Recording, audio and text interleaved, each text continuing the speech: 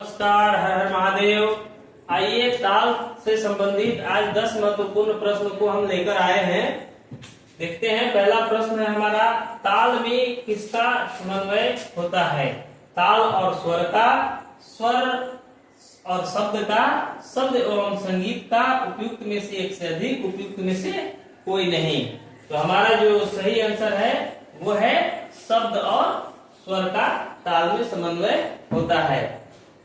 अगला प्रश्न है हमारा, समपदी ताल के अंतर्गत कौन सी तालें आती हैं? समपदी ताल जैसे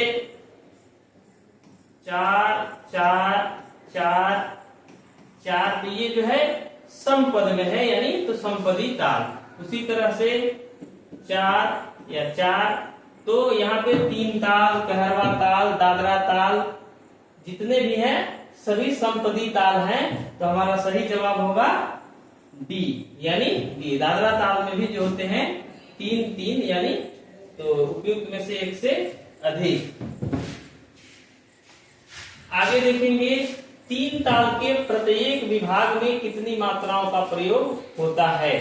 इसमें 4 विभाग होते हैं 3 ताल में, और 3 ताल में जो होता है 4 4 का हमारा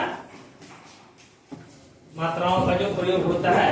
तो सही जवाब होगा सी, यानी 4 4 का 3 ताल में।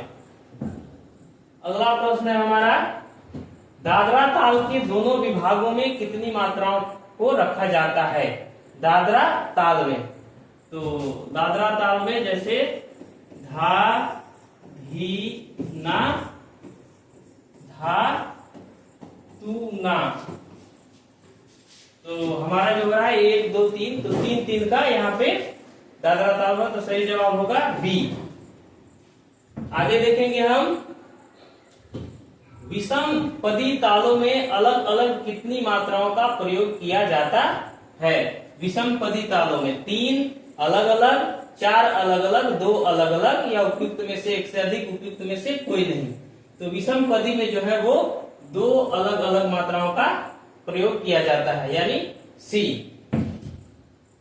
अगला प्रश्न है हमारा, झप ताल के चारों विभाग में कितनी मात्राओं की संख्या को रखा जाता है? झप ताल, जैसा कि हम जानते हैं झप ताल में होता है धी ना, धी धी ना, फिर ती ना, धी धी ना, धी ना, धी धी ना, ती ना, धी धी ना।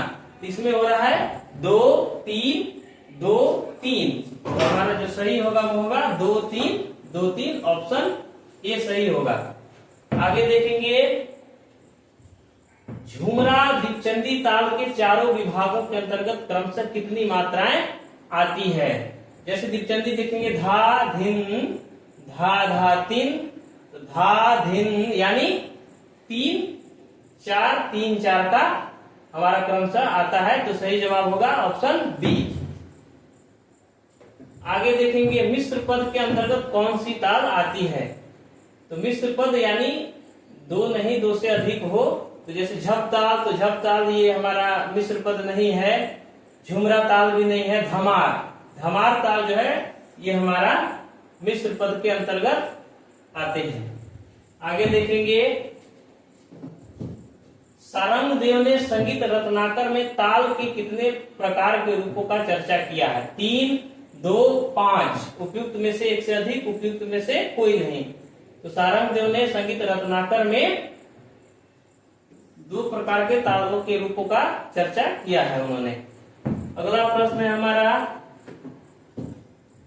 गंधर्व संगीत के साथ जो ताल प्रयोग किया जाता है वह क्या कहलाता है? मार्गी संगीत, देसी ताल, गंधर्व ताल, उपयुक्त में से एक से अधिक, उपयुक्त में से कोई नहीं। तो गंधर्व संगीत के साथ जो ताल प्रयोग किया जाता है वह ताल कहलाता है मार्गी संगीत। धन्यवाद।